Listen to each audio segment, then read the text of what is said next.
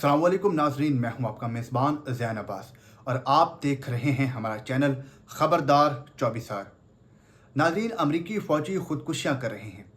जी हाँ नाजरीन, मशरिक़ वस्ती में मौजूद अमरीकी फ़ौजी शदीद ज़हनी डिप्रेशन का शिकार हो चुके हैं और वो सुसाइड्स भी अटैम्प्ट कर चुके हैं।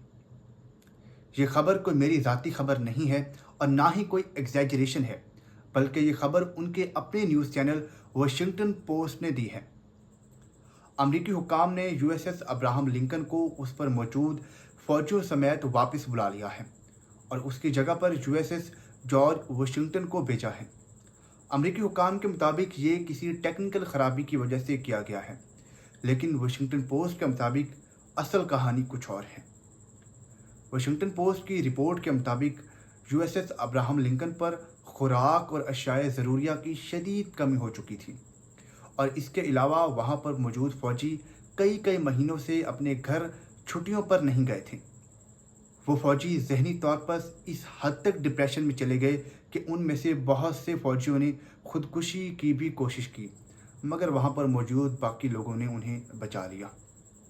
ये लोग इस जंग की वजह से असाबी तौर पर शदीद कमज़ोर हो चुके थे और ज़हनी मरीज़ भी बन चुके थे। नाज़रीन, इस रिपोर्ट के मुताबिक अमरीकी फ़ौजी असाबी तौर पर इस जंग से शदीद मायूस हो चुके हैं और ज़हनी तौर पर वो ये जंग हार चुके हैं, क्योंकि वो ईरान को एक इंतहाई कमज़ोर दुश्मन के तौर पर समझ रहे थे।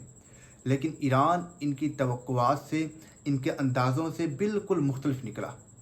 ईरान घुटने तो क्या टेकता, बल्कि ईरान ने तो ये बयान दिया है कि वो 2 साल तक जंग लड़ने की सलाहियत रखता है। ईरान के इस बयान ने अमरीकी फ़ौजियों के हौसले और मोराल को मुकम्मल तौर पर चकनाचूर कर दिया है। नाज़रीन, अमेरिका की बहुत सी सीनियर क़यादत शुरू से ही इस जंग के ख़िलाफ़ थी और इस जंग को रोकने के लिए कई मरतबा अमरीकी कांग्रेस में करारदाद भी पेश की गई है। इसके अलावा उनके chairman joint chief of staff committee, उनका बयान इंतहाई इम्पॉर्टेंट है। उन्होंने कहा है कि अमेरिका को इस जंग से विड्रॉ कर लेना चाहिए, इस जंग को ख़त्म कर देना चाहिए और ये जंग कभी भी अमेरिका के मफाद में नहीं होगी।